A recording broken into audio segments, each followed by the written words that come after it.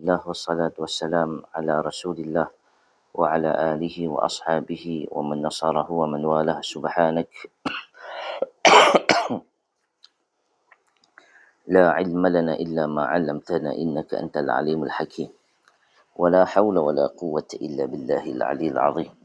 أشهد أن لا إله إلا الله وحده لا شريك له وأشهد أن سيدنا محمدا عبده ورسوله وصفيه وخليله بلغ الرسالة وأدى الأمانة ونصح الأمة وتركنا على محجة البيضاء ليلها كنهارها لا يزيغ عنها إلا هالك. أما بعد، اللهم اجعل القرآن ربيع قلوبنا ونور صدورنا وذهاب همومنا وجلاء أحزاننا. اللهم علمنا منه ما جهلنا وذكرنا منه ما نسينا وارزقنا تلاوته آناء الليل وآناء النهار. اللهم اجعل القرآن حجة وشفاعة لنا يوم القيامة. Amin, amin ya rabbal alamin.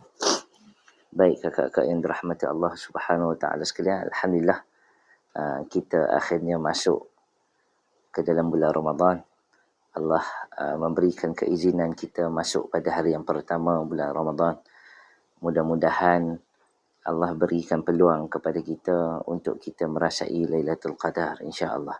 Baik, kakak-kakak yang dirahmati Allah Subhanahu wa taala sekalian, hari ini kita masuk kisah anak Nabi Adam alaihissalam yang diceritakan oleh Allah Subhanahu wa taala di dalam Al-Quran, khususnya dalam surah Al-Maidah ayat 27. Surah Al-Maidah ayat 27,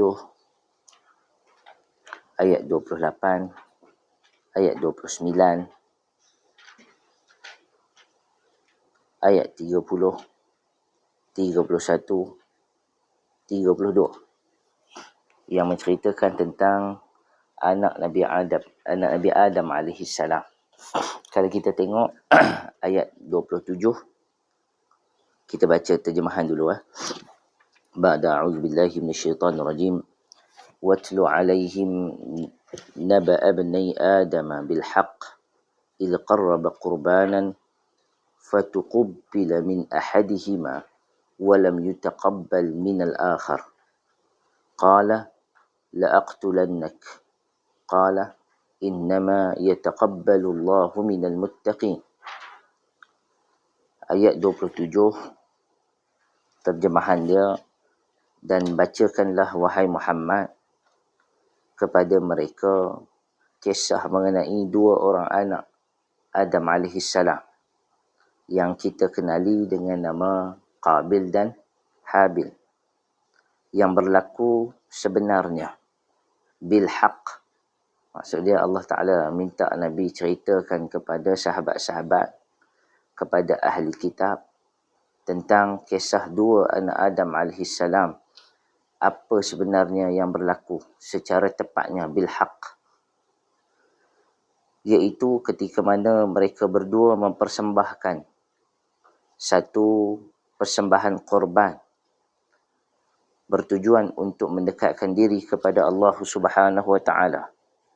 Lalu Allah Subhanahu wa taala hanya menerima korban salah seorang daripada keduanya dan tidak menerima korban dari satu pihak lagi. Maka berkata pihak yang tidak diterima korbannya, sesungguhnya aku akan membunuh kamu, iaitu orang yang diterima korbannya.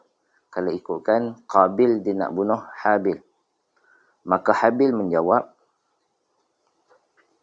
Habil kata apa? Innama yataqabbalullahu minal muttaqin. Habil kata, sesungguhnya Allah hanya menerima korban orang-orang yang bertakwa. Ayat 28, sesungguhnya, yakni Habil berkata kepada Qabil, sesungguhnya jika engkau hulurkan tangan engkau kepada aku dengan tujuan engkau, niat engkau untuk membunuh aku pada pihak aku sesekali tidak akan menghulurkan ataupun menggunakan tangan aku untuk membunuh kamu. Kerana sesungguhnya aku takut kepada Allah Subhanahu Wa Taala, Tuhan yang mentadbir sekalian alam. Ayat 29, sesungguhnya, yang ni Habil dia bagi tazkirah dekat Qabil ni. Sekali baru kita tengok lah. Sesungguhnya aku mahu engkau kembali membawa dosa engkau, membunuh aku dan dosa diri sendiri. Maka dengan itu menjadilah engkau daripada ahli neraka, dan itulah balasan orang-orang yang melakukan kezaliman. Ayat 30, maka nafsu jahat Qabil telah mendorong Qabil sehingga akhirnya dia tergamak, iaitu dia melakukan pembunuhan ke atas saudaranya, iaitu Habil. Lalu ia membunuhnya. Faqatalahu fa'asbaha minal khasirin. Dan demikian perbuatan yang dilakukan oleh Qabil itu menjadikan dia di kalangan orang yang rugi. Ayat 31, kemudian Allah menghantar seekor burung, iaitu burung gagak, menyuruhnya mengorek-ngorek di bumi supaya diperlihatkan kepada Qabil bagaimana cara untuk menimbuskan mayat saudaranya. Dan Qabil berkata, celakalah aku, alangkah lemahnya serta bodohnya aku. Aku tidak tahu berbuat seperti mana burung gagak itu, supaya aku dapat menimbuskan mayat saudara aku. Kerana itu menjadilah Qabil di kalangan orang-orang yang menyesal. Ayat 32, dengan sebab kisah pembunuhan yang kejam yang demikian itu, kami telah tetapkan ke atas Bani Israel bahawa sesiapa yang membunuh seorang manusia tanpa alasan yang membolehkan membunuh orang itu, atau kerana melakukan kerosakan di atas muka bumi, maka seolah-olah dia telah membunuh manusia kesemuanya. Dan sesiapa yang menjaga keselamatan hidup seorang manusia, maka seolah-olah dia telah menjaga keselamatan hidup manusia kesemuanya. Dan demi sesungguhnya telah datang kepada Rasul-Rasul kami dengan membawa keterangan yang terang, yang jelas. Kemudian sesungguhnya kebanyakan daripada mereka sesudah itu sungguh-sungguh mereka menjadi orang yang melampaui batas di atas muka bumi. Baik, itu surah Al-Ma'idah ayat 27 sampai ayat 32, menceritakan tentang anak Nabi Adam AS, Qabil dan Habil. Yang mana kita dah baca sebelum ni surah Al-Baqarah ayat 30 ke atas. Apabila surah Al-Baqarah kita tengok,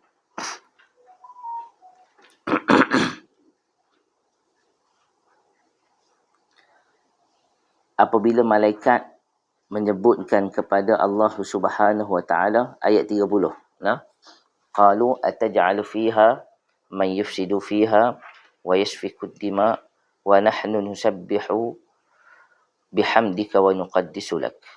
Baik, ayat 30 ni malaikat kata kepada Allah, wahai Tuhan, wahai Allah, adakah engkau nak menciptakan, nak menjadikan manusia sebagai khalifah di atas muka bumi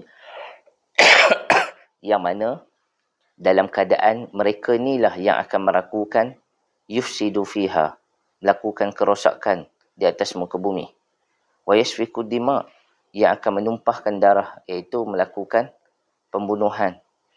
Baik, ini kata-kata malaikat kepada Allah Subhanahu Wa Taala menandakan, kita telah bincangkan hari itu tentang firasat malaikat, bahawa mereka nampak sifat-sifat yang ada pada Adam AS, manusia ini, pasti mereka akan buat kerosakan di atas muka bumi. Bukan Adam AS ataupun Hawa yang buat, bahkan yang buat ini adalah anak kepada Adam AS dan anak kepada Hawa. Baik, pada masa yang sama, kalau kita melihat kepada surah Al-A'raf yang kita baca sebelum ni, ayat 17, ayat 16, kemudian surah Al-A'raf ayat 27, Kemudian Allah sendiri mengingatkan surah Fatir ayat 6. Cerita pasal apa? Cerita pasal janji syaitan kepada Allah Subhanahu Wa Taala untuk pastikan manusia ni ikut dia. Apabila syaitan menyatakan qala fabima aghwaytani la aq'udanna lahum siratakal mustaqim. Dengan apa yang telah wahai Tuhan, dengan apa yang telah Tuhan menyatakan kepada syaitan, aghwaytani, sebab Allah kata kamu telah sesat. Apabila kata syaitan telah sesat dan syaitan tidak ada kelayakan lagi oleh Allah Subhanahu Wa Taala untuk berada di syurga, dan syaitan dia tetap dengan pandangan dia menyatakan dia lebih baik daripada manusia, dan kekal pendapat syaitan tersebut, syaitan tak tarik balik sampai hari kiamat. Dan Allah berikan nyawa kepada syaitan, kepada iblis ni nyawa yang panjang sampai hari kiamat. Dan apa yang iblis janji, iblis kata, iblis minta sebelum tu, minta kepada Allah Subhanahu Wa Taala untuk hidup sampai hari kiamat dan berikan kuasa kepadanya untuk mencari rakan ataupun untuk menyesatkan manusia untuk ikut jalan dia. Dan kita telah sebut ayat surah Al-A'raf, la'atiyannahum min baini aydihim wa min khalfihim wa an aymanihim wa an shimalihim wa la tajidu aktsaruhum syakirin. Syaitan kata, aku akan pastikan, aku akan datang pada segenap sudut, daripada depan mereka, daripada belakang mereka, daripada kanan mereka, daripada kiri mereka. Aku akan buat sesungguhnya macam mana sekalipun, akan pastikan mereka ikut jalan aku. Dan mereka yang ikut jalan aku ni, syaitan kata, mereka yang tidak bersyukur kepada engkau. Mereka yang akan ikut aku ni, mereka yang lalai daripada jalan yang sepatutnya, mereka ni mesti tewas kepada aku. Baik. Kemudian Allah Subhanahu Wa Taala telah membenarkan kepada mereka. Pada masa yang sama, Allah bagi tahu kepada Adam AS dengan Hawa dalam surah Fatir. Allah Ta'ala kata, inna syaitana lakum aduun fattakhidhuhu aduan. Sesungguhnya syaitan itu adalah musuh bagi kamu, wahai Adam. Lakum, bukan takat Adam, tetapi Hawa, bukan sekadar Hawa, tetapi anak cucu sekali. Sebab Allah sendiri yang menyatakan syaitan ini adalah musuh kepada kamu, Adam, Hawa dan anak-anak kamu. Anak beranak pinak, maksudnya keseluruhan manusia. Maka kamu kena buat apa? Bila aku kata dia adalah musuh kamu, aduun, fattakhidhuhum aduan, maka kamu kena ambil cakna dan kamu kena tetapkan bahawa memang mereka ini adalah musuh kamu. Kamu kena letakkan dalam mind setting kamu, memang syaitan ni adalah musuh kamu. Maka itu adalah gambaran yang Allah berikan kepada kita bahawa Allah telah bagi amaran daripada zaman Nabi Adam AS sampai zaman kita ni, syaitan adalah musuh kepada manusia yang sangat nyata. Dan kalau kita tengok cerita para Nabi selepas itu, mesti Allah bagi tahu bahawa syaitan adalah musuh kepada semua generasi yang ada daripada Adam sampai Nabi sallallahu alaihi wasallam. Dan kalau kita tengok kisah secara umumnya, pengalaman syaitan ni adalah sangat hebat. Sebab syaitan berjaya mengalahkan Nabi Adam AS. Syaitan yang sama pernah mengalahkan anak Nabi Adam AS. Syaitan yang sama pernah mengalahkan anak dan isteri Nabi Nuh AS. Syaitan yang sama telah mengalahkan isteri Nabi Lut AS. Syaitan yang sama telah mengalahkan ramai di kalangan anak-anak para Nabi dan di kalangan orang yang dekat dengan Nabi, para Nabi, para Anbiya, yang mana mereka ni akhirnya tertewas kepada Adam AS. Tertewas kepada syaitan. Kesimpulan mudah yang boleh kita buat bahawa syaitan ni adalah satu makhluk yang sangat berpengalaman untuk menewaskan kita. Sedangkan nak tewas Nabi Adam tu, mereka dah berjaya tewaskan. Ini kan pula nak menewaskan kita yang tak ada apa-apa ni. Pangkat apa pun tak ada. Kan?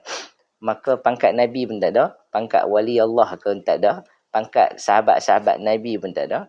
Maka amatlah lemah. Melainkan Nabi memperingatkan kita supaya kita sentiasa memastikan kita berdoa kepada Allah Subhanahu Taala untuk sentiasa tidak ditewaskan oleh syaitan. Sebab itu sebelum kita tidur, kita digalakkan untuk membaca surah Al-Mu'azzawatan, Al-Mu'awwidah. Dua surah Mu'awwidah. Sekurang-kurangnya kita baca Suratul Alaq dan Suratul Nas yang ada padanya perkataan syaitan. Kita minta dijauhkan daripada syaitan. Sebab suara syaitan adalah sangat halus. Suara syaitan itu adalah bisikan-bisikan. Bisikan itu kawan kita pun tak dengar bisikan. Melainkan bisikan itu adalah bisikan yang sangat halus ke dalam hati kita. Baik. Kakak-kakak yang dirahmati Allah Subhanahu Wa Taala sekalian. Kalau kita tengok ayat yang ke-27. Watlu alaihim naba'a ibnai Adam. Allah Ta'ala kata apa? Kepada Nabi SAW. Kalau kita tengok kepada ayat 27 ni. Oh baik. Surah Al-Ma'idah.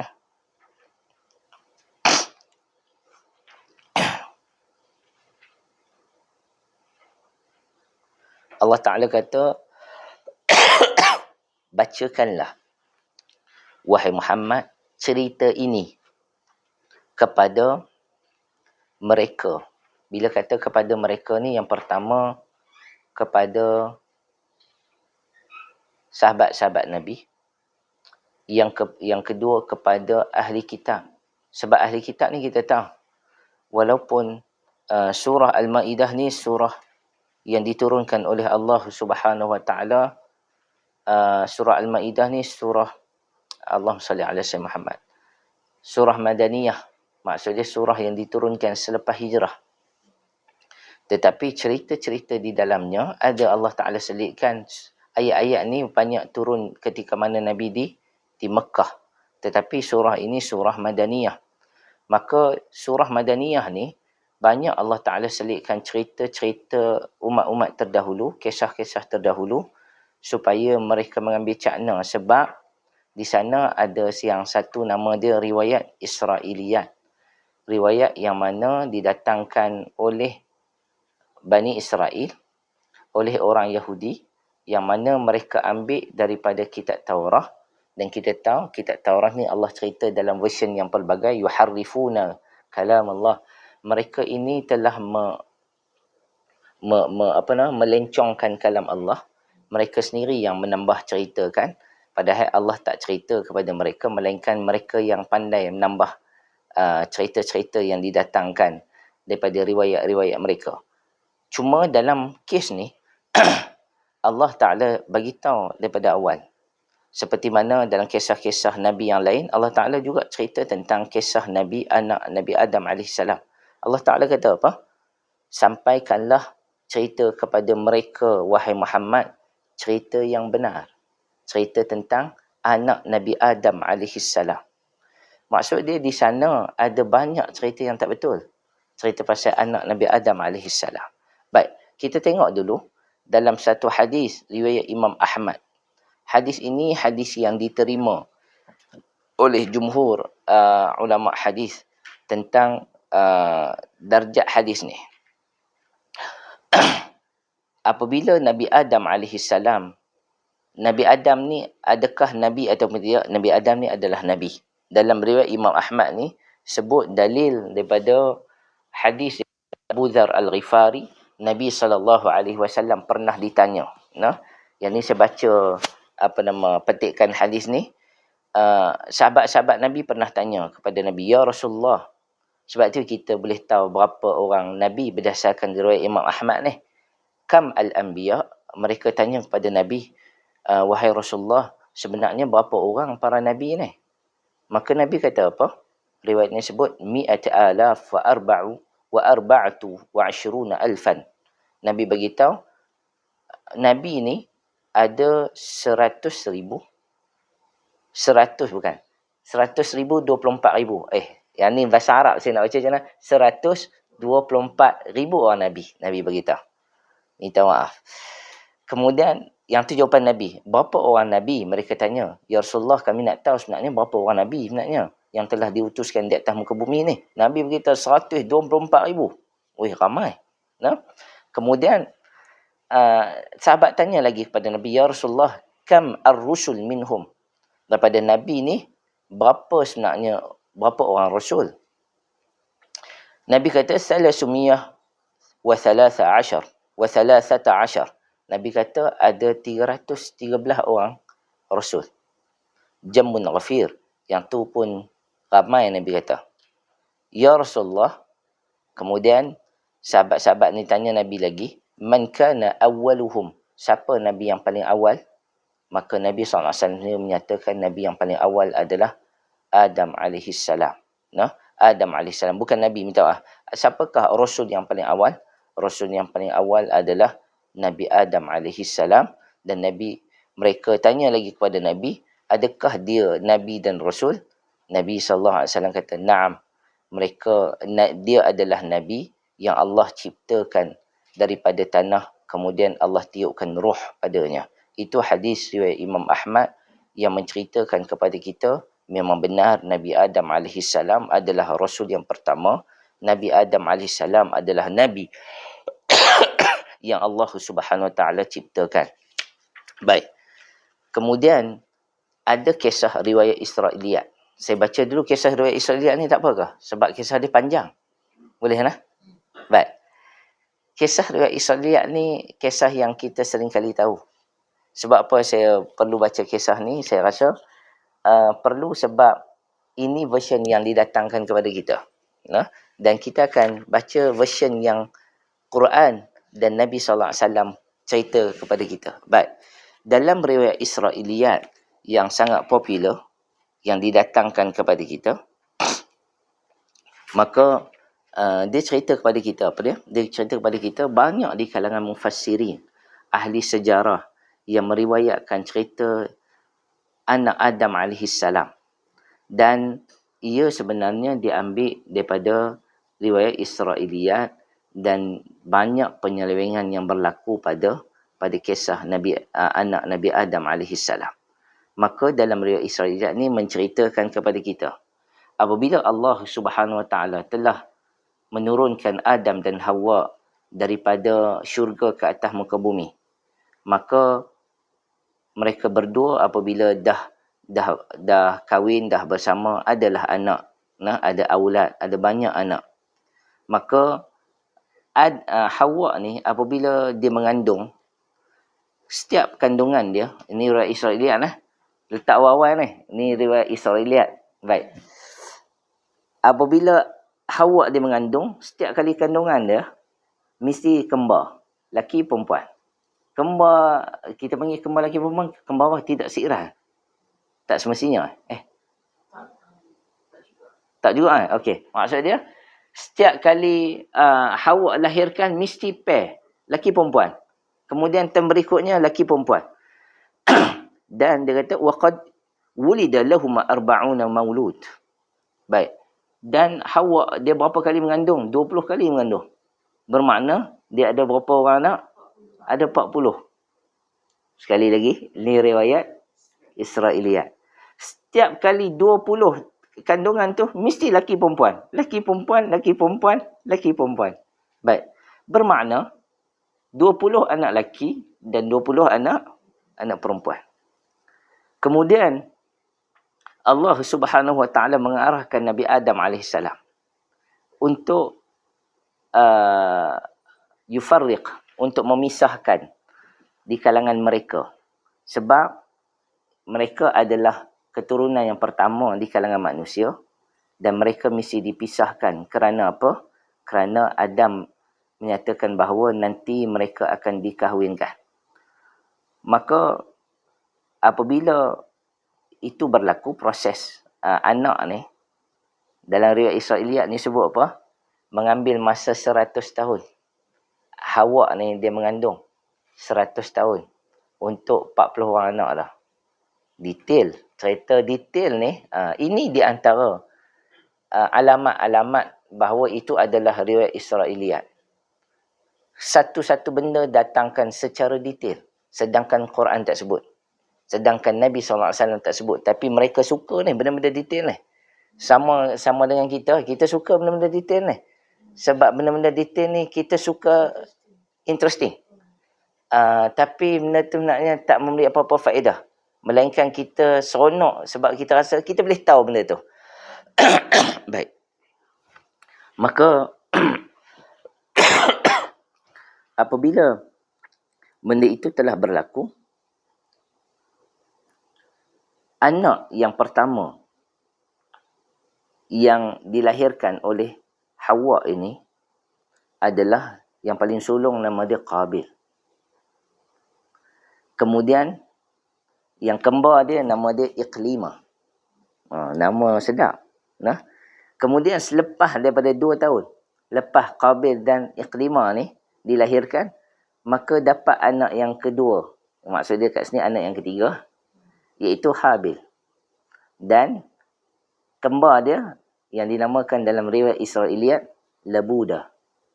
Nama pelik-pelik ni riwayat Israiliyat lah. Labuda. Maka Adam AS minta Qabil kahwin dengan Labuda. Dia macam ni. Adam AS dia nak kahwin cross. Dia tak nak kahwin kembar dia. Qabil kembar dia siapa? Qabil kembar dia Iqlimah. Kahwin adik-beradik. Sebab tak ada siapa anak, tak ada keturunan lagi, melainkan kena kahwin adik-beradik. Maka untuk dalam riwayat Israiliyat ni sebut apa? Untuk memastikan bahawa dia tak kahwin dengan orang yang paling dekat. Takkan nak kahwin dengan dengan kembar dia. Maka kahwin dengan kembar lain. Maka dia orang buat cross marriage. Maka Adam AS arahkan supaya Qabil kahwin dengan Labudah. Dan Habil kahwin dengan Iqlimah. Tapi Qabil tak setuju. Qabil kata, aku nak kahwin dengan adik aku sendiri. Iqlimah ni. Dia nak kahwin dengan Iqlimah. Sebab riwayat Israiliyat sebut apa? Iqlimah ni lagi cantik. Lagi cantik daripada Labudah. Baik. Maka disebabkan daripada kes tersebut, maka Adam AS minta kepada mereka untuk mempersembahkan korban. Itu yang berlaku korban tu. Korban ni kita jangan salah faham. Bukan korban ni maksudnya sembelihan. Sembelihan kita panggil tadhiyah.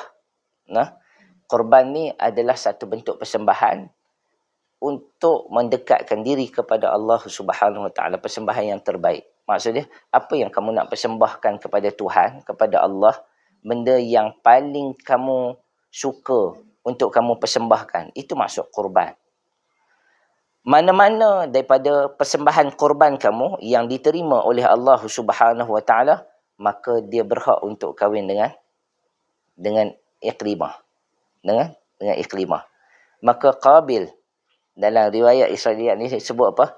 Qabil, dia ni kerja dia apa dia? Dia bekerja di ladang. Qabil ni kerja di ladang. Dia bercucuk tanam pokok-pokok untuk makan gitu. Habil pula, kerja dia sahibul masyiyah. Dia bela kambing, bela lembu gitu. Maka Habil ni buat apa? Dia ambil kibash yang dia bela. Dia ambil kibash yang paling gemuk, yang paling mahal, yang paling terbaik untuk dipersembahkan. Manakala Qabil pula, dia ambil beberapa tangkai, kat cerita ni dia ambil beberapa tangkai gandum, dipersembahkan kepada ayah dia. Maka dua-dua mereka mempersembahkan, tetapi apa yang jadi? Fanazalat an-nar wa akalat qurban Habil. Tetapi tiba-tiba apa yang berlaku, macam mana betul? Ni riwayat Israiliyat ni pelik. Turunnya api membakar semua korban yang dibuat oleh Habil, dan korban yang dibuat oleh Qabil tadi musnah, dan tinggallah korban yang dipersembahkan oleh Habil tadi. Maka Habil dan Qabil tadi, Habil pula dia punya kambing-kambing dia, dia punya kibas dia, dia punya lembu-lembu dia tu masih hidup dan dia bela dekat ladang sehinggalah Qabil tadi yang mempersembahkan yang ladang dia terbakar sekali dengan gandum-gandum apa semua, dia berlaku kerugian lah padanya, seolah-olah dalam riwayat ni nak sebut kepada kita bahawa Allah tidak menerima korban yang dilakukan oleh Qabil, tetapi Habil diterima. Okey, boleh nah. Maka apa jadi?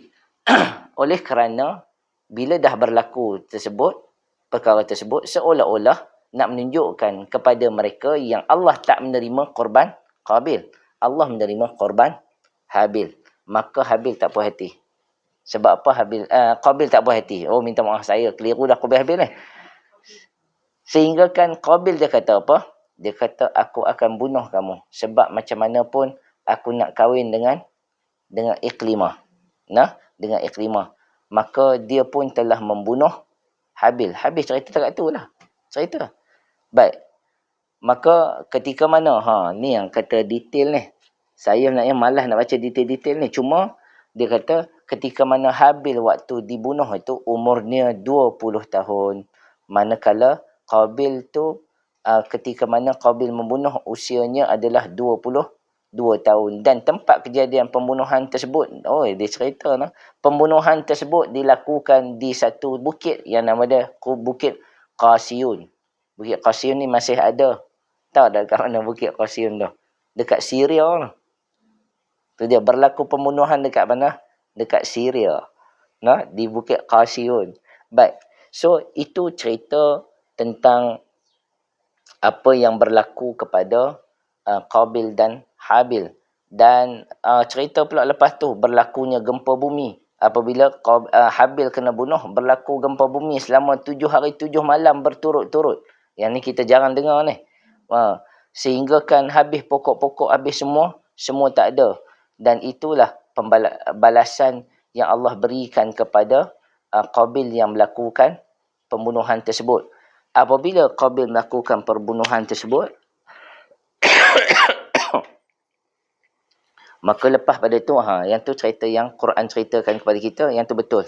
Maka apa jadi? Akhirnya Qabil dia tak tahu nak buat apa dekat mayat tu. Qabil tengok ada satu ekor burung.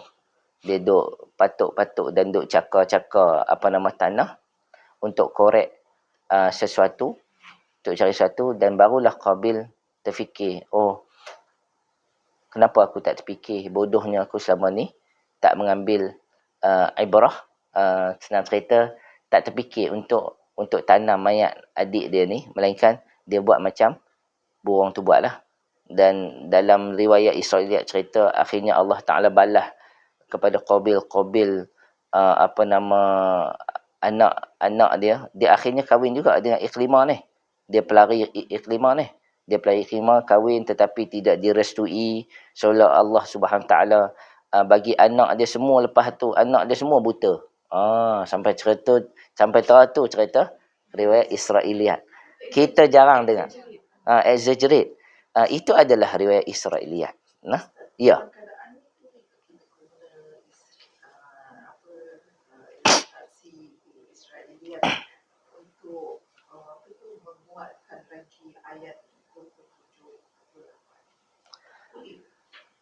Ada perkara yang dibolehkan, tapi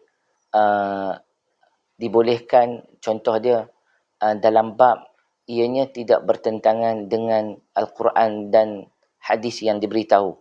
Contoh dia, maksud dia, kalau kita baca riwayat Israiliyat, kita jangan terima lagi. Maksudnya kita dengar dulu, kemudian kita baca Quran, kita baca hadis Nabi SAW yang sebut secara detail, bahawa secara detail, memang berlakunya sekian, tetapi bukanlah pendetailan. Macam mana? Saya nak beritahu.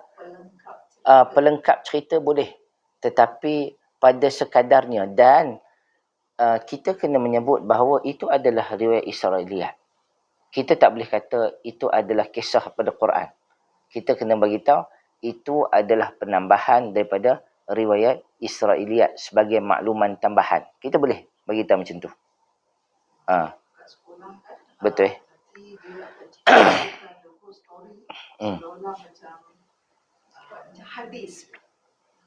Faham?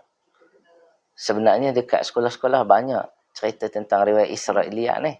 Bukan takat cerita Nabi Nabi Adam, bahkan cerita-cerita yang lain, Nabi Musa, cerita Nabi Yusuf, cerita Nabi Sulaiman terutamanya.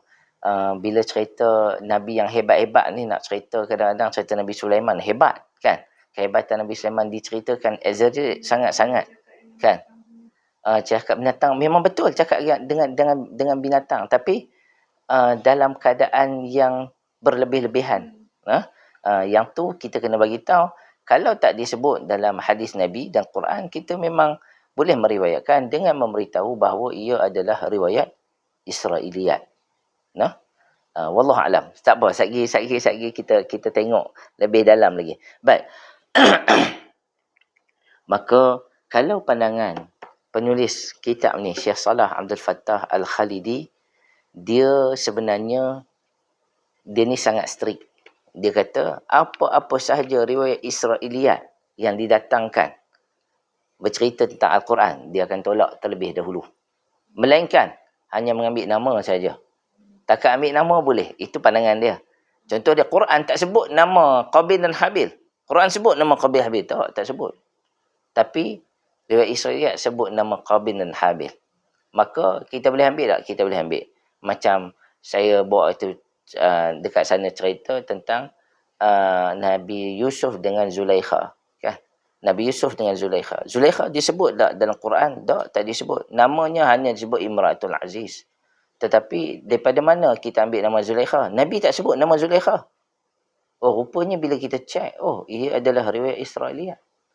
Dan kita menyatakan, kalau kami mengaji dengan Syekh Salah, dia takkan sebut nama Zulaikha. Dia sangat strict bab tu. Dia hanya sebut apa? Imratul Aziz. Seperti mana didatangkan dalam Quran, dia akan sebut macam tu. Tetapi ada setengah ulama menyatakan, alah, sekadar sebut nama tak ada masalah. Kita tak mengambil cerita, semua cerita dalam tu. Baik.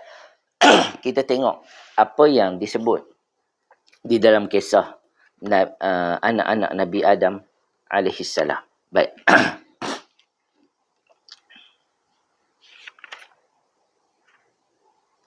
Baik, yang pertama, apabila kita tengok kepada ayat Al-Quran.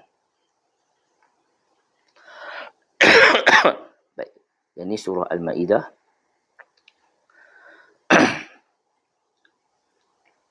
Bila Allah Subhanahu wa taala sebutkan pada awalnya, watlu alaihim naba'a bani Adam bil haqq.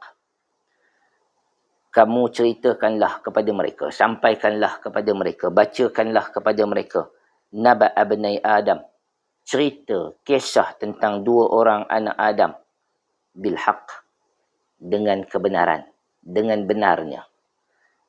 Kata penulis kitab ni, Syekh Salah, dia kata bila sebut dengan benarnya, maka dia berpegang pada hujah apa? Riwayat Israiliyat tak payah pakai langsung. Itu pandangan dia. Sebab Allah bagi tahu apa yang penting saja. Maka itu sepatutnya menjadi fokus kita. Menjadi fokus kita. Maka yang tu bukan saya cakap tu.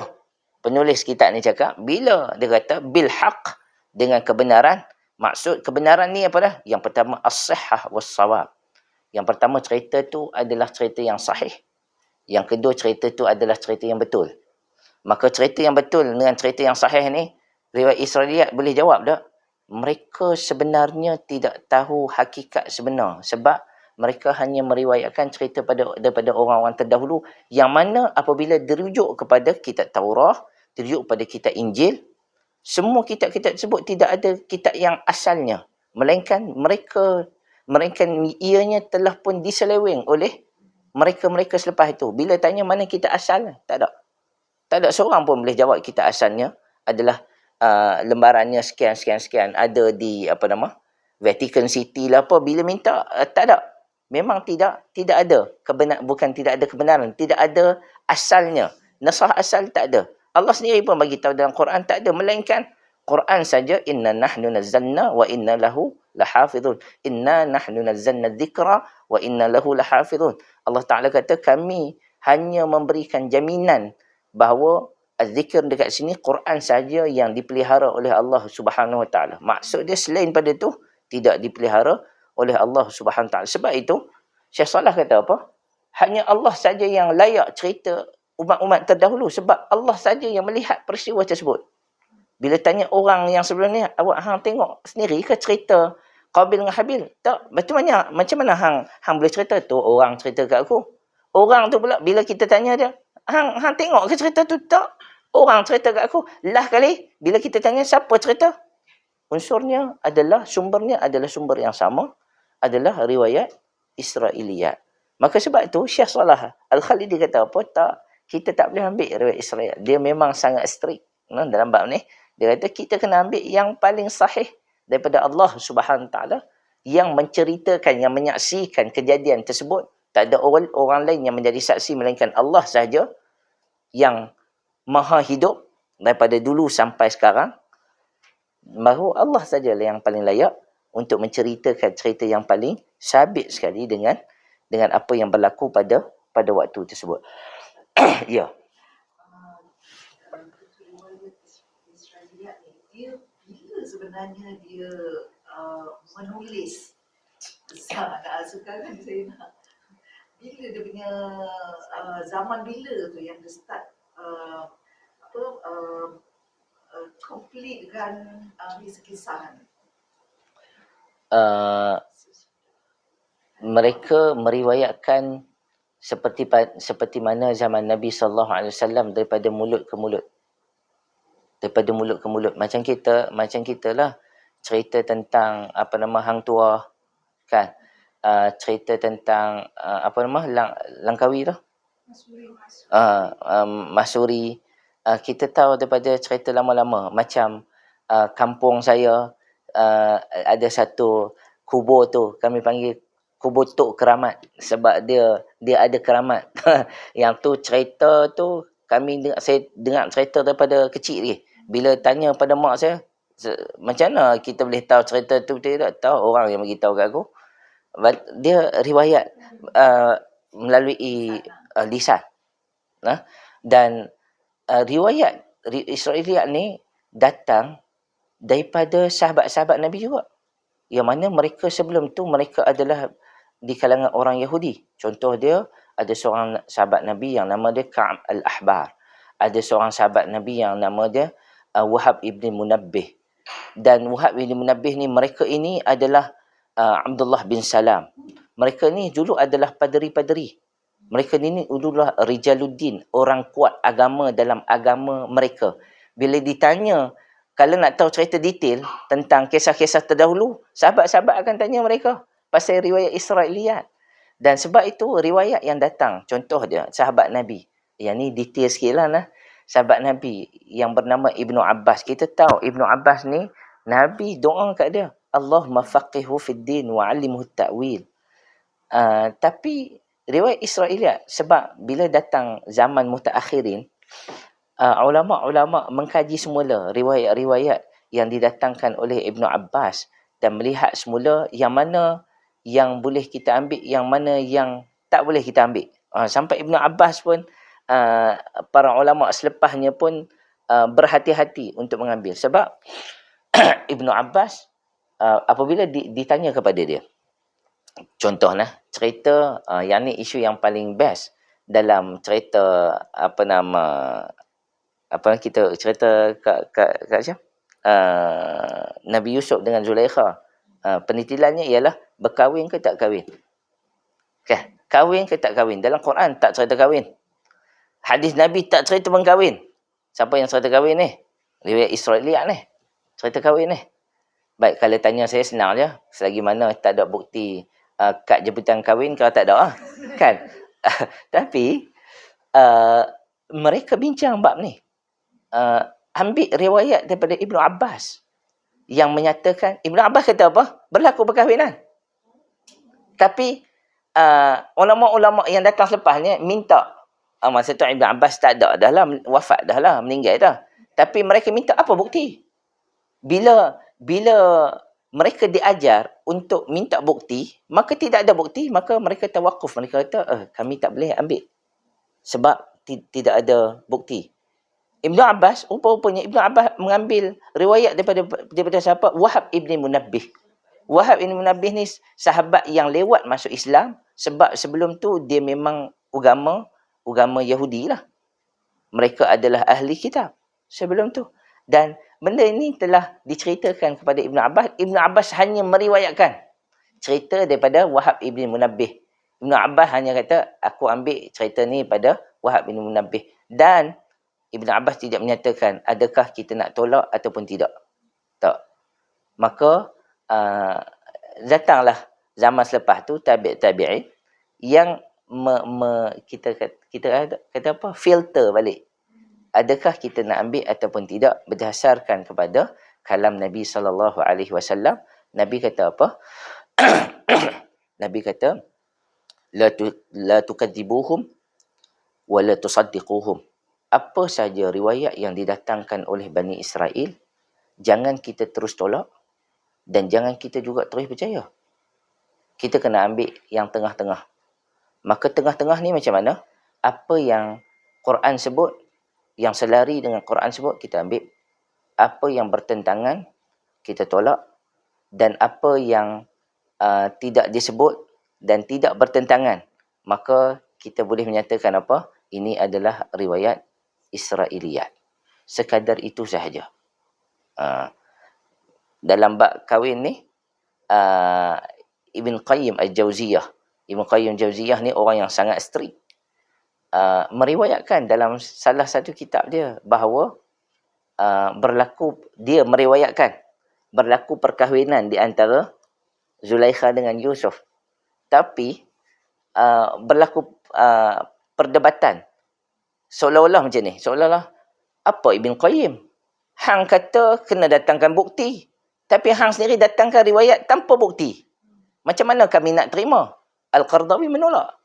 Al-Qardawi kata walaupun dia daripada Ibn Qayyim, tetapi asasnya kepada ilmu memerlukan kepada bukti.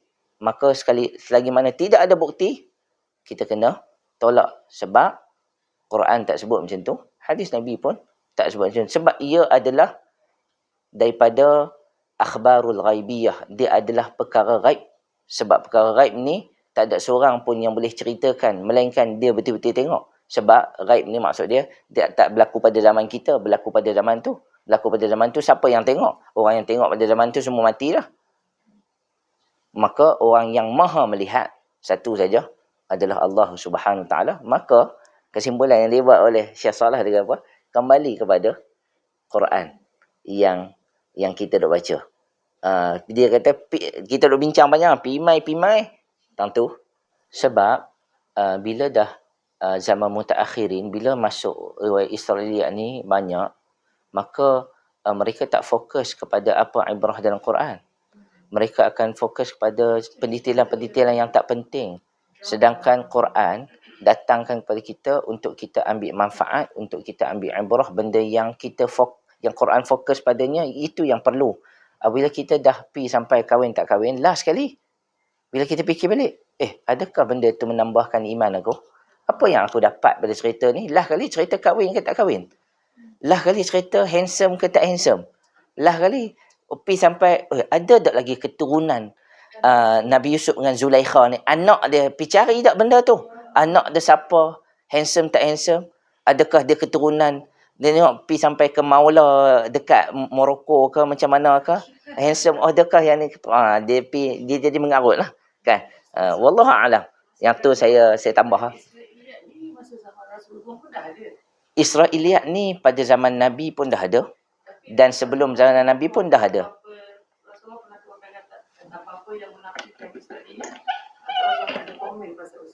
Okey, baik. Saya tulis boleh? Baik. Bila sebut riwayah Israiliyat, riwayat Israiliyat, kita faham pada ya, riwayat daripada Bani Israel. Yang ni, kalau kita mengaji sikit, dia panggil min babit taghlib. Bab at-taghlib. Tulis pila bahasa Arab, kita mengaji sikit-sikit kan. Taghlib ni maksud dia majoriti. Majoriti yang bawa cerita ni, yang cerita kisah-kisah terdahulu para nabi ni siapa? Bani Israel. Sebab apa? Sebab apa mereka yang paling banyak bawa cerita ni? Sebab paling banyak nabi di kalangan Bani Israel adalah di kalangan mereka lah. Nabi-nabi yang diutuskan majoriti adalah Bani Israel. Maka sebab tu, dan kitab-kitab yang diturunkan, Taurah, Injil, kan, Zabur, semuanya diturunkan kepada Nabi di kalangan Bani Israel. Maka sebab itu, kisah-kisah ini sangat sinonim dengan mereka. Ada tak Nabi di kalangan bukan Bani Israel? Banyak juga. Nabi Adam bukan Bani Israel. Nabi Idris bukan Bani Israel. Nabi Nuh bukan Bani Israel. Nabi Ibrahim bukan Bani Israel. Bani Israel ni wujud. Kalau kita baca kisah Bani ni maksud dia anak, abna. Abna maksud dia anak-anak Israel ni. Israel itu adalah merujuk kepada Nabi sendiri sallallahu alaihi wasallam sebut apa? Nabi kata Yaqub huwa Israel.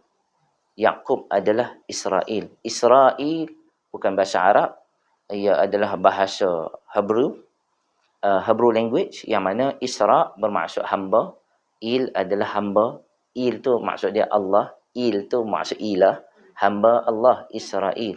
Ia merujuk pada Bani Israel, bermakna Bani anak-anak Israel, anak-anak Yaqub alaihi salam. Yaqub. Baik, maka Bani Israel ni sejak bila bermulanya Bani Israel? Bermula pada anak-anak Nabi Yaqub AS yang 11 orang tu, termasuk Yusuf, yang 12 orang tu termasuk Yusuf. Sebab tu kalau kita baca daripada keturunan Bani Israel ni, Nabi Yusuf dan abang-abang dia yang lain, adik dia Bunyamin, maka lepas pada tu Nabi yang kedua yang terkenal daripada Bani Israel adalah Nabi Musa. Sebelum pergi kepada Nabi Sulaiman, Nabi Musa AS. Sebab itu dalam kisah Nabi Musa AS nanti kita akan tengok kisah Nabi Musa ni, Allah Subhanahu Taala kan arahkan Nabi Musa sebelum tu. Weh, panjang cerita saya nak cerita ni. Tak, dipendekkan cerita mimbar bertaglib. Sebab yang ni sebagai saya nak bagi nampak gambaran secara umum. Babit taglib sebab majoriti yang datang cerita pasal Nabi-Nabi terdahulu ni siapa? Bani Israel. Maksud dia selain pada Bani Israel, juga dinamakan riwayat Bani Israel. Sebab majoriti dia sama apabila kita mengaji hadis, orang yang meriwayatkan hadis, dia panggil rijalul hadis. Perawi hadis lelaki. Walaupun dalam rijal hadis ada siapa? Aisyah. Ada Ummu Habibah. Ada Khadijah tak ada lah. Hafsah kan. Tapi kalau kita buka kitab rijalul hadis, lelaki-lelaki yang meriwayatkan hadis, dalam dia ada perempuan. Dia sama dengan riwayat Israiliyat. Nah, so dia adalah nama. Dia adalah nama. Kalau kita Melayu, kita ada macam tu. Adakah Melayu? Saya pun tak tahu. Saya nak bagi tahu apa? Riwayat Israiliyat ni min babit taghlib sebab majoriti. Bab taghlib ni maksud dia majoriti. Majoriti yang terlibat meriwayatkan cerita-cerita terdahulu adalah Bani Israel. Kalaulah kita dapat cerita pada orang yang menganut Hinduism, kan? Buddhism, cerita pasal Nabi terdahulu juga dinamakan riwayat Israiliyat. Gitu. Boleh nah? Yang tu kesimpulan mudah lah untuk kita buat. Okey, baik.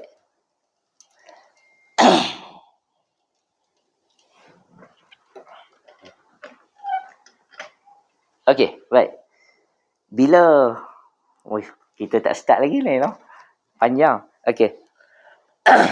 Bila mana Allah kata macam tu, watlu alaihim naba' bani adam bil haqq, Maksudnya menjadi tugas Nabi SAW untuk bagi tahu masyarakat sekeliling pada waktu itu apa cerita sebenarnya yang berlaku kepada manusia yang pertama dan anak manusia yang pertama, Nabi Adam AS sebenarnya. Nah, maka kita melihat kepada apa yang berlaku menerusi Al-Quranul Karim. Menerusi Al-Quranul Karim. Bila kita tengok kepada ayat Quran, وَاتْلُ عَلَيْهِمْ نَبَأَ بَنِي Adam, datangkan cerita tentang dua anak Adam, tidak disebut nama mereka sampai ke sudah surah Al-Maidah ni, tak sebut pun nama Qabil dan Habil. Dia hanya sebut dua orang anak lelaki Adam AS. إِذْ قَرَّبَ قُرْبَانًا, apabila mereka berdua telah membuat kurban. Kurban, sekali lagi, bila kita sebut kurban ni,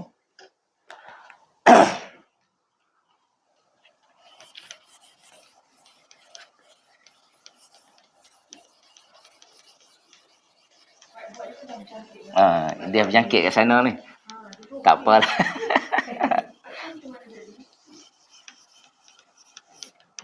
Baik. Qarraba qurbanan. Baik. Allah. Bila sebut qarraba qurbanan, bermaksud Allah Subhanahu Wa Taala suruh mereka ni dalam ayat Quran ni, minta ketika mana qarraba qurbanan, dua orang ni melakukan sembahan korban. Sembahan korban maksud dia satu presentation kepada Allah Subhanahu Wa Taala untuk diterima salah satu daripada korban tersebut. Dan ayat Quran dan hadis Nabi SAW ini, tak ada hadis lagi yang sebut, tidak menunjukkan kepada kita kenapa mereka disuruh untuk buat korban. Tak ada isu tentang kahwin. Dalam ayat ni tak ada cerita pasal kahwin pun. Pasal kahwin dengan Ikrimah tak ada. Pasal kahwin dengan Labuda tak ada. Riwayat ni daripada siapa? Israeliat. Maknanya yang digeram tu bukanlah pasal ada kahwin. Tak, sebab tu saya baca dulu yang kahwin tadi. Bila kita baca riwayat yang kahwin tadi, main setting kita kata apa? Kita dah tak pada awal, nak ni yang ni isu kahwin lah. Daripada kecil. Kan? Sebenarnya tak ada kaitan. Bukan tak ada kaitan, tidak disebut. Kemungkinan kahwin, ya. Kemungkinan tidak, lebih besar. Gitu. Baik. Maknanya yang cross kahwin tu pun tak ada dalam Quran. Tak ada dalam Quran. Okey. Nah. Qarraba qurbanan. Tapi ada orang salah faham. Orang kata, ya ni Quraniyun. Ni geng Quran. Quraniyun ni maksudnya nah, dia ni seolah-olah menolak hadis. Dia hanya menerima Quran saja. Kan? Sagi kata, ni macam Kasim Ahmad. Tak. Bukan isunya Kasim Ahmad. Sebab tak ada riwayat hadis yang cerita tentang bab kahwin ni. Nah, cuma Quran cerita kepada kita, qarraba qurbanan, mereka diarahkan untuk melakukan taqarrub. Qurbanan ni maksudnya melakukan taqarrub kepada Allah dengan mempersembahkan kepada Allah Subhanahu Wa Taala apa yang hampa boleh persembahkan. Saya sebut hampa tak apa nah. Apa yang hampa boleh persembahkan untuk tujuannya qurbanan, untuk mendekatkan diri kepada Allah Subhanahu Wa Taala. Maksud dia present benda yang terbaik yang kamu boleh present. Dan tidak diceritakan kepada kita, dia ni kerja apa. Tadi yang kita baca riwayat Israeliat tadi, dia ni kerja dekat ladang seorang. Dia ni seorang bela lembu, bela kambing. Okey, baik. Fatuqubbila min ahadihima.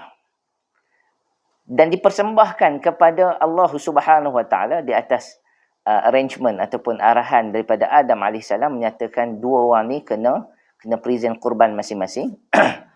Maka mereka dua present kurban, tetapi fatuqubbila min ahadihima, Allah Subhanahu Wa Taala hanya menerima salah seorang daripada persembahan yang dipersembahkan oleh mereka. Walam yutaqabbal minal akhar. Seorang lagi Allah Ta'ala tak terima. Dan tidak disebut kepada kita Qabilkah yang diterima ataupun Habilkah yang diterima. Tapi Allah cerita kepada kita berlaku perkelahian di antara dua orang anak Nabi Adam AS. Dan Allah Ta'ala nak cerita kata apa dalam ayat ni? Allah Ta'ala nak cerita kepada kita hebatnya syaitan tu. Nah, sebab apa berlaku pergaduhan di antara keduanya? Adanya satu makhluk yang nama dia syaitan. Baik. Qala, berkata pihak yang tidak diterima korban dia. Okey, baik, sebelum tu, bila kata korban ni, bila present korban, apa yang terlintas dalam pemikiran kita? Adakah sembelih? Ada saya sembelih. Tak, sebab kurban tu macam nak present, macam nak give your best. Okey, yang kita duk buat tidak tu, korban, kita duk faham yang selama ni, Qabil dan Habil ni, yang kita faham Habil dia present kibash yang gemuk. Yang kita faham seorang lagi, Qabil dia present apa? Tanaman. Nampak tak benda tu tak berapa nak adil? Macam mana kita nak buat judgement di atas dua benda yang berbeza, tak matching. So apa sukatan measurement yang kita boleh nak kata yang ni lagi baik, yang ni kurang baik? So benda tersebut dah tak berapa nak kena dah. Sebab itu riwayat Israiliyat ni tak berapa nak boleh diterima lah. Kan? Sebab itu Syekh Salah dia tolak terus. Baik. Berkata Muhammad, anak daripada Nabi Adam AS yang tidak diterima korban dia. Sebab dia jealous. Nah, la'aqtulannak. Aku akan pastikan, aku betul-betul memang akan bunuh kamu. La'aqtulannak. Baik. Ada pun hadis yang sahih yang menyebut tentang perkara ini. Ada satu hadis yang diriwayatkan oleh Imam Al-Bukhari dan Muslim, muttafaqun alaih, daripada Abdullah ibn Mas'ud. Abdullah bin Mas'ud kata, Nabi SAW bersabda, La tuqtalu nafsan zulman. Tidaklah satu-satu jiwa itu dibunuh dengan zalim. Illa kana ala ibn Adam al-awwal kiflun min damiha. Melainkan salah seorang daripada anak Adam AS yang terawal, yang telah membunuh saudaranya. Li'annahu kana awwala man sanna al-qatla. Sebab apa dia zalim? Sebab dia adalah orang yang pertama yang melakukan sunnah pembunuhan. Dan hadis ini hadis yang sahih yang menceritakan kepada kita apa dia? Yang menceritakan kepada kita, hadis ni dia kata, menunjukkan kepada kita anak Adam AS adalah anak betul-betul daripada sulbi Nabi Adam AS. Yang mana anak dia ni adalah pembunuhan zalim yang pertama yang dinisbahkan kepada anak Adam AS, yang mana satu dia menjadi pembunuh dan melakukan pembunuhan, yang mana seorang lagi yang telah dizalimi oleh kejadian tersebut. Maka dia nak bagi tahu kepada kita kat sini, dia kata takhayyal, dia kata bayangkan berapa orang di kalangan manusia yang telah dibunuh secara zalim, yang membunuh secara zalim, yang dibunuh secara zalim, sebenarnya ia bermula daripada anak Adam AS, yang mana menunjukkan kepada kita dia adalah orang yang pertama yang melakukan pembunuhan, yang pertama yang bunuh secara tidak dibolehkan, iaitu secara zalim. Wallahu ta'ala alam. Dia nak sebut kepada kita, walaupun background cerita ni tak jelas lah. Sebenarnya yang menjelaskan kepada kita sebenarnya riwayat Israiliyat, kalau kita nak ambil betul-betul kan. Okey. Wallahu ta'ala alam. Bila kita melihat kepada kes ni, yang pertama present yang dibuat oleh, kalau kita namakan juga, kita ambil riwayat Israiliyat menamakan oleh Habil ini diterima oleh Allah Subhanahu taala. Dan yang satu lagi tidak diterima oleh Allah Subhanahu taala. Maka kita mesti terfikir, mesti kalau dia buat something yang diterima oleh Allah, mesti dia boleh something. Maka kalaulah kita ambil cerita riwayat Israiliyat ni, make sense lah. Maksud dia, kalaulah dia present benda tersebut diterima oleh Allah Subhanahu taala, macam mana diterima ataupun tidak, macam mana bentuk penerimaan tersebut, kita pun tidak diceritakan. Tapi riwayat Israiliyat cerita apa tadi? Yang Nuh terbakar, yang tidak diterima. Jelaslah pula kepada kita. Cuma wallahu taala alam, bila kita melihat kepada ayat Quran ni hanya fokus kepada apabila seseorang lain diterima. Maksud dia propose something, orang lain pun propose benda yang sama, kita nakkan benda yang sama daripada seseorang yang lain, seorang diterima dan seorang lagi kena reject. Seorang yang kena reject ni selalunya kita rasa apa? Dia sama ada dua. Dia akan rasa satu, dia akan insaf kerana sepatutnya dia memikirkan bahawa mungkin ada kekurangan daripada pihak aku yang menyebabkan korban aku tidak diterima.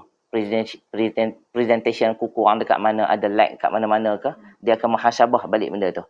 Tetapi pada satu pihak yang lain, dia kata apa? Aku dah buat semua benda, aku dah prepare semua benda, aku dah buat yang terbaik, tapi pasal apa tak nak terima juga. Maka timbulnya rasa tak puas hati tersebut.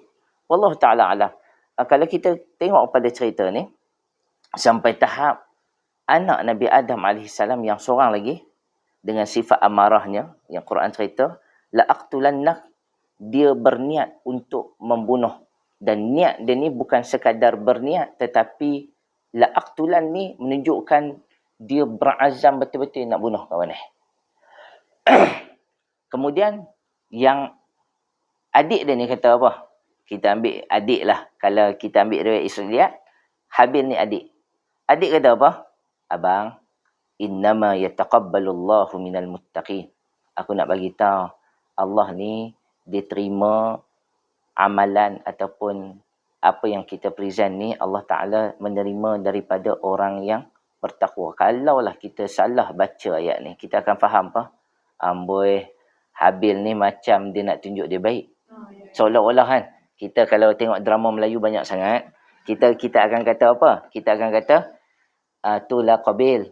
Aku nak bagi tahu, Allah ni dia nak terima, dia nak terima amalan kurban kita ni, dia akan terima daripada orang yang bertakwa saja. Dia takkan terima orang yang macam hang, yang tak bertakwa. Kalaulah kita baca ayat Quran ni, kita akan salah faham macam tu. Boleh jadi tak? Boleh jadi. Tapi ini skrip Habil, bukan Allah kan? Cumanya ini skrip Habil pada Qabil. Bermulanya ceritakan wahai Nabi Muhammad kepada kisah dua orang anak Adam. Maknanya Allah suruh sebut. Lepas tu bila kat bawah, qala innama yataqabbalullah minal muttaqin. Okey. Baik. Maksud dia yang ni siapa yang cakap? Ya, sama ada Allah sendiri yang Tak. Yang ni Qabilnya, Habil yang bercakap kepada Qabil. Nah, narration Allah Ta'ala menceritakan kepada kita. Tengoklah, Allah Ta'ala start cerita kat mana? Idh. Sebagaimana kita baca ayat Quran sebelum, wa idh qala rabbuka lil malaikati inni ja'ilun fil ardi khalifah. Bermulanya penceritaan dalam bentuk hiwar.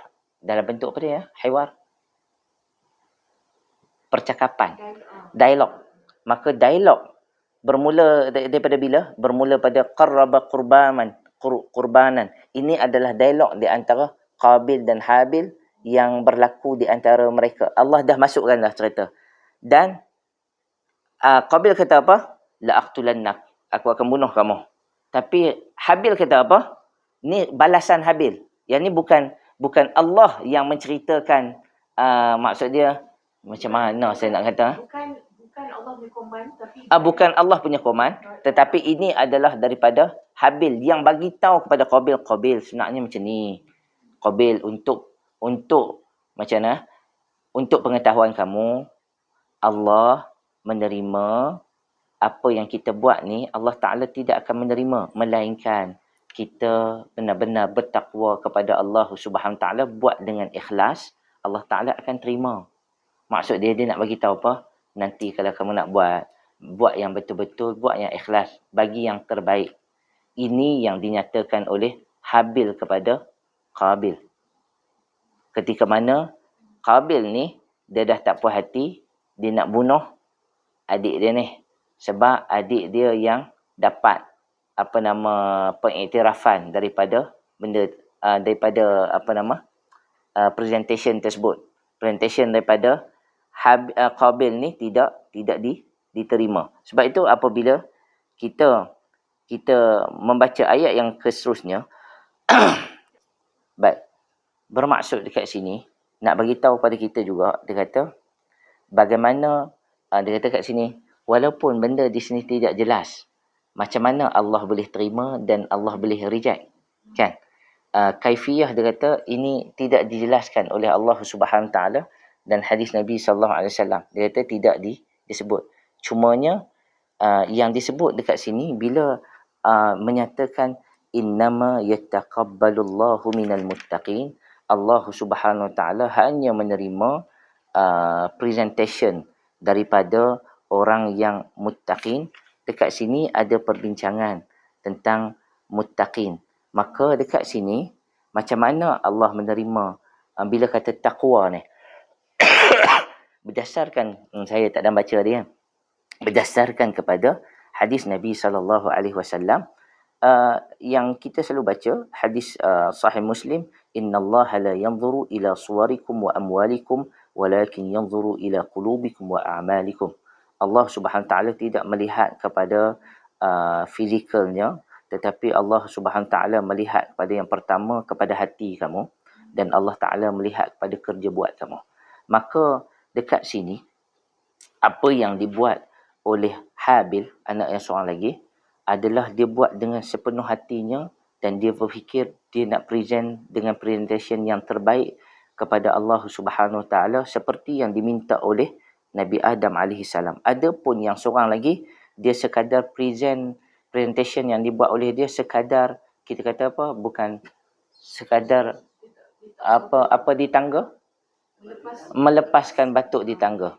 Dia hanya present sekadarnya saja, dia tak buat bersungguh-sungguh. Sebab dalam hadis yang lain sebut tentang al-muttaqin. Di antara sifat orang yang muttaqin, taqwa ni adalah berdasarkan kepada salah satu hadis yang dibicarakan di antara Ubay bin Ka'ab dengan Umar ibn al-Khattab, yang Ubay bin Ka'ab ni pernah tanya kepada Umar. Dia tanya, Umar, apa maksud taqwa? Umar pun tanya kepada Ubay balik, apa yang kau faham daripada taqwa? Kemudian Ubay tanya kepada Umar, hang pernah berjalan tak dekat tempat yang ada duri? Kemudian Umar kata pernah. Kemudian Ubay tanya, apa yang kamu buat kalau kamu jalan ke tempat yang ada duri? Syamir tak? Aku akan angkat, tarik jubah aku.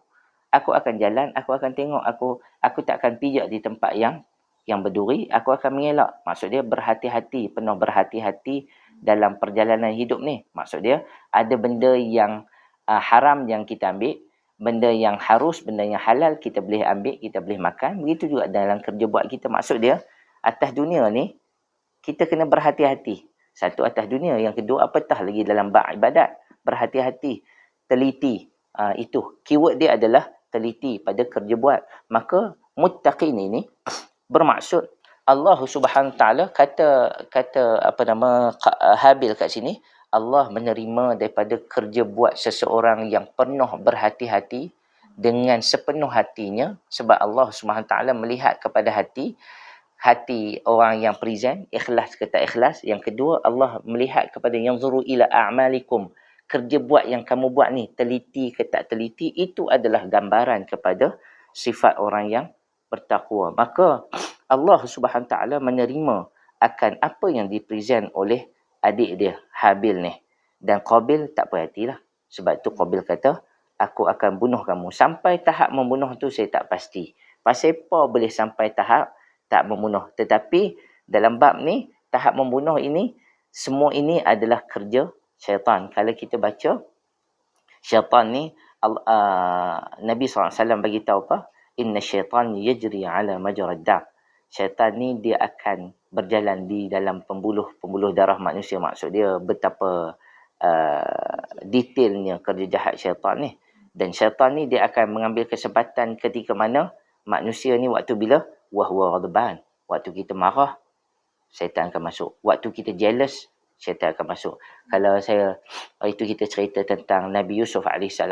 Macam mana abang-abang Nabi Yusuf ni boleh kata, uqtulu Yusuf, kita bunuh sajalah Yusuf. Padahal simple je cerita dia. Cerita Nabi Yusuf ni mereka pasal apa? Jealous. Jealous pasal apa? Ayah mereka merasakan ayah mereka lagi sayang Yusuf daripada mereka. Padahal tak pun, itu persepsi mereka. Dan begitu juga dengan kalau kita tengok kes ni, apa yang terjadi kepada Qabil dan Habil, persepsi Qabil mungkin pasal apa hang boleh diterima? Kan? Pasal apa aku buat tidak diterima? Padahal memang kesalahan dia ataupun kekurangan dia tak buat dengan berhati-hati. Dia pakai buat sembrono saja, asalkan aku present sekadarnya, sedangkan adik dia present dengan penuh berhati-hati, dengan penuh teliti. Wallahu ta'ala alam. Ni kita tak masuk ayat yang seterusnya lagi ni. Okey. Dekat sini apa yang Syekh Salah Abdul Fattah Al-Khalidi kata, sekali lagi dia kata manusia ini dalam ayat ini menceritakan tentang apabila ada perkataan la aqtulannak, aku akan bunuh kamu. Dekat sini menggambarkan kepada kita syaitan telah mengambil kesempatan kepada anak Adam AS ada perasaan haqid. Haqid ni hakat ni hasad dengki. Hasad dengki pasal apa hang terima apa lebih hang daripada aku, dan sedangkan aku pun buat benda yang korban juga seperti mana kamu buat. Tetapi inilah katanya syaitan telah menguasai dirinya dan telah menutup segala kemauan hatinya untuk berfikir secara tenang, untuk memikirkan kenapa korban aku tak diterima. Dia tak muhasabah terhadap korban yang dia buat, kenapa tidak diterima, kenapa dia reject, sedangkan adik dia buat diterima oleh Allah Subhanahu Wa Taala. So, dia kata kat sini, syaitan telah berjaya mengapi-apikan hati abang dia ni, al-akh al-haqid, sebab syaitan telah berjaya menghasut abang dia supaya abang dia ni berasa hasad kepada adik dia, dan start daripada situlah cara dia berfikir dah tak betul. Apabila cara dia fikir dah tak betul, dia pun fikir apa yang aku boleh buat untuk memastikan aku rasa puas hati. Maka Syekh Salah juga menyatakan bahawa pada isyarat aku nak membunuh kamu, menunjukkan kepada kita bahawa yang pertama syaitan telah berjaya menguasai diri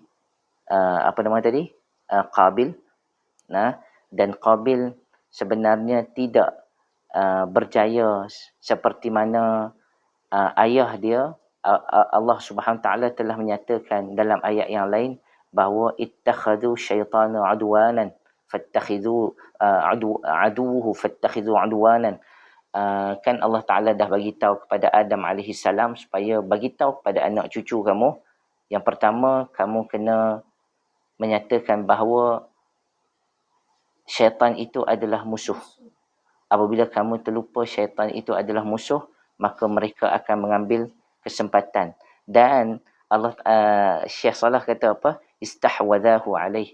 Sebenarnya daripada zaman Nabi Adam AS lagi dah ada perkataan istahwadhahu alaih. Maksud dia Nabi Adam dah diberitahu oleh Allah Subhanahu Taala. Macam kita, zaman kita akan kata apa?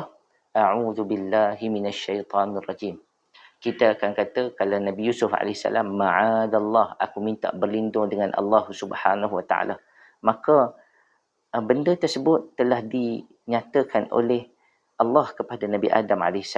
Maksudnya daripada zaman dulu dah ada dah perkataan istilah ni, a'udzubillahi minasyaitanir rajim. Dan Nabi Adam AS dia ajar kepada anak-anak dia, iaitu kalau kat sini ada 40, kalau riwayat Israiliyat ada 40 orang anak. Dan bukan semua 40 orang ni setandan pisang semua elok-elok. Ada yang elok, ada yang tak elok. Dan kebetulan pula Qabil ni dia ni ada sifat yang sebegitu, kena pula dekat dia. Dia ni pula tidak istahwadahu. Dia dia tak ingat pesanan Nabi Adam alaihissalam supaya sentiasa berhati-hati dengan syaitan, sedangkan anak dia yang seorang lagi adalah yang sangat berhati-hati dalam kehidupan dia, satu. Kemudian yang kedua, syaitan telah berjaya untuk memastikan anak dia rasa takabur. Sebab apa? Pasal apa aku tak diterima? Pasal apa yang seorang lagi terima? So, syaitan telah berjaya untuk meresapkan rasa takabur kepada abang dia ni. Sebab tu dia rasa dia nak bunuh orang. Yang ketiga, macam mana boleh berlaku pembunuhan ni, yang dia dinamakan sebagai haqdul aswad, sebagai hasad dengki yang sangat gelap warnanya, yang mana gelap warnanya telah menggelapkan seluruh hatinya. Yang ni kata Syekh Salah Abdul Fattah Al-Khalidi. Maka sebab itu hati ni adalah benda yang berbolak-balik. Nah, ada waktu kita jadi baik, ada waktu yang walaupun kita baik, kita boleh buat kerja jahat, kan? Sebab itu dalam isu ni wallahu alam, dia beritahu yang pertama, Allah nak beritahu betapa lemahnya manusia. Manusia kena sentiasa beristi'adah dengan Allah Subhanahu Wa Taala daripada syaitanir rajim. Allah Taala alam. Saya boleh share takat tu je. Maksudnya Allah tidak memberikan jaminan. Hang anak Nabi sekalipun tidak terlepas daripada melakukan kezaliman, tidak terlepas daripada kerja jahat syaitan. Anak Nabi, keturunan Nabi pun, keturunan yang ke-39 ke, keturunan yang ke-38, tidak ada jaminan daripada Allah Subhanahu Wa Taala terhadap mana-mana manusia, melainkan kita ni hanya perlu bergantung kepada Allah Subhanahu Wa Taala. Yang turut yang boleh kita dapat. Nah, kemudian nanti kita akan masuk ayat yang ke-28. Mereka ni bincang panjang ni sebelum berlakunya pembunuhan. Mereka masih boleh berkata-kata, kalau hang bunuh aku, dia kata, wa la in basatta ilayya yadaka litaqtulani, kalau hang nak bunuh aku, ma ana bi basitin yadi ilayka la aqtulak, aku takkan balas apa-apa, aku takkan melawan kamu, aku takkan buat seperti mana yang kamu buat. Inni akhafullah Rabbul Alamin, kerana aku takutkan Allah Rabbul Alamin. Baik. Maka sebelum berlaku pembunuhan ni, ada conversation di antara mereka berdua. Nah, ada conversation di antara mereka berdua, dan akhirnya berlaku juga pembunuhan, dan kita akan melihat, dan tazkirah panjang juga oleh adik dia ni, kalau ikutkan. Sebab adik dia sebut tentang dosa, adik dia sebut tentang neraka, adik dia sebut tentang balasan orang yang zalim, tetapi akhirnya fatawwa'at lahu nafsuhu qatla akhi. Akhirnya memang abang dia benar-benar nak membunuh adik dia, maka berlakulah pembunuhan tersebut. Ini kabel tu memang tak teruslah, memang tak kuasa.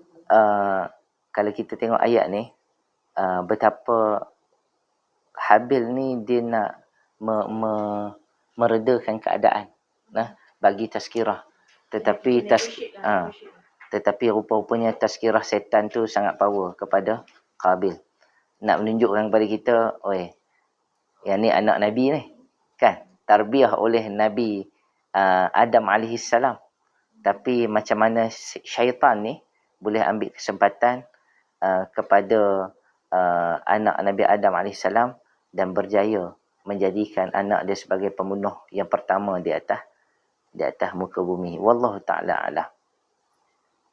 Betapa bahayanya hasad dengki itu sampai. Ya, betul. Daripada hasad dengki itu boleh bunuh orang. Sebagaimana sekarang. Wallahu a'lam. Ustaz, maknanya pembunuhan ni ada budaya syaitan yang kedua selepas dia bencikan. Seperti mana naknya bagus cerita ni tentang syaitan ni. Syaitan ni dia berpegang pada janji dia.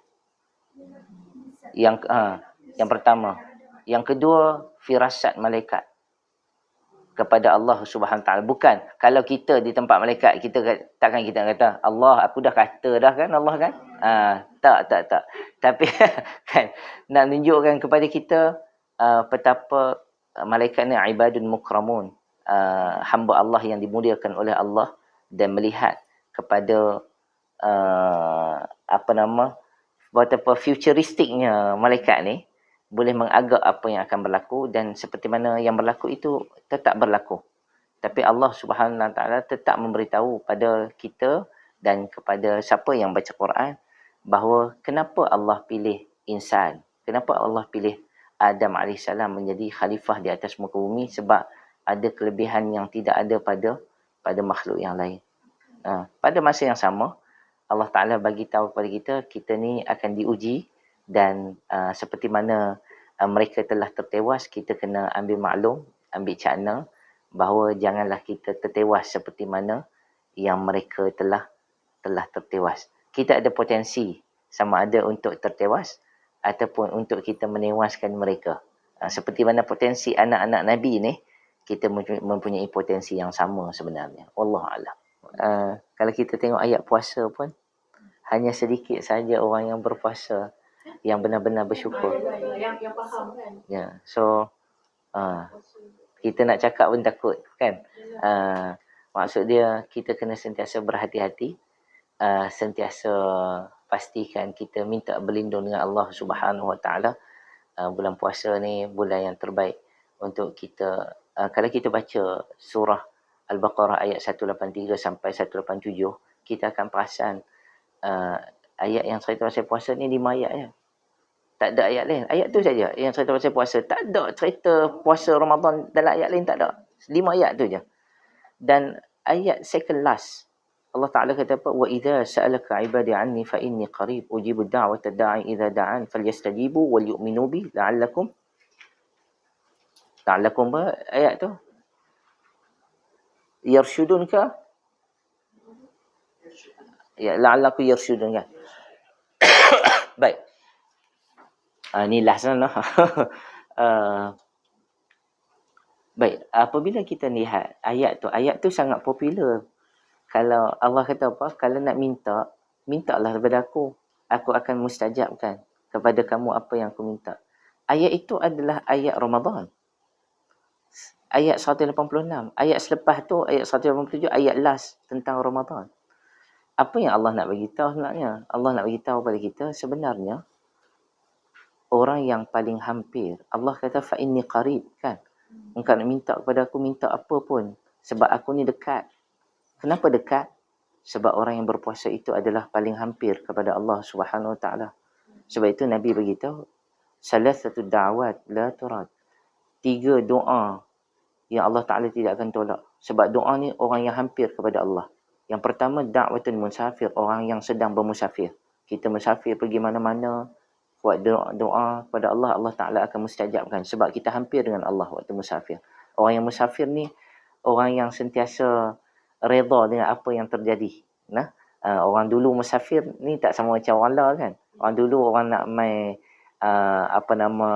serang aku ke, nak scam aku ke kan. Yang kedua, Nabi kata da'watus saim hatta yuftir. Orang yang berpuasa sehingga dia buka puasa. Ketika mana kita sedang berpuasa ni adalah waktu yang Allah Ta'ala tidak akan tolak doa kita. Yang ketiga, da'watul mazlum, orang yang dizalimi. Bermaksud ayat yang kita baca, wa idza sa'alaka 'ibadi 'anni fa inni qarib, adalah Allah nak bagi tahu, kamu nak minta apa pun kepada aku, mintalah ketika mana kamu sedang berpuasa. Sebab aku sangat hampir kepada orang yang melakukan puasa. Dan puasa yang dilakukan lebih hampir ketika mana kita berada dalam bulan Ramadan. Sebab ayat ni cerita tentang bulan Ramadan. Sebab pada bulan Ramadan terkumpul semua benda. Dalam ayat-ayat sebelumnya sebut syahrul Ramadan alladhi unzila fihi al-Quran. Diturunkan dalam bulan Ramadan yang diistijabkan doanya oleh Allah Subhanahu Taala. Sebab apa? Dalamnya turunnya Al-Quranul Karim. Maka itu dia panggil munasabah. Kalau Ustaz Syahri Abdul Rahman dia suka munasabah ni. Munasabah maksud dia itu adalah relation tentang ayat ni dengan ayat sebelumnya. Bila cerita dekat, siapa ayat ni sebut dekat, siapa tak ada pada ayat lain. Rupanya ianya berkaitan dengan bulan Ramadan. Adalah bulan yang sangat hampir kepada manusia. Kita nak minta apa pun, minta ketika mana kita sedang berpuasa, ketika mana dalam bulan Ramadan, Allah Ta'ala lebih hampir. Mudah-mudahan kita dapat ikut dan kita dapat apa yang kita minta kepada Allah Subhanahu Wa Ta'ala. Wallahu a'lam bissawab.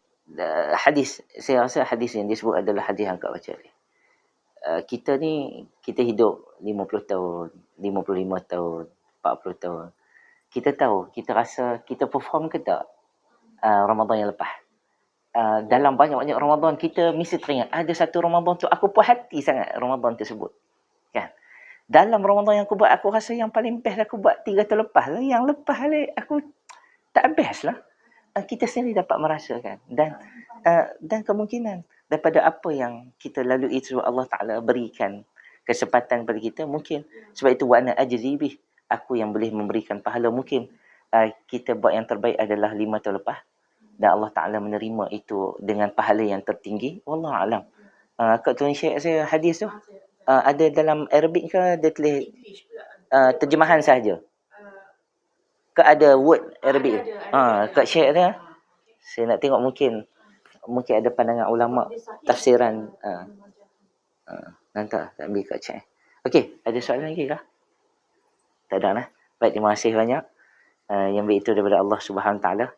Sekali lagi saya kata saya bukan paling pandai lah untuk share, cuma saya anggap ni sebagai sharing session dan saya pun belajar banyak benda daripada apa yang saya dengar, dan balik pun saya kena tengok semula, takut saya salah. Kalau saya salah, saya akan betulkan, dan saya minta kalau saya salah pun minta dibetulkan kalau kata ada something yang kurang faham dan sebagainya.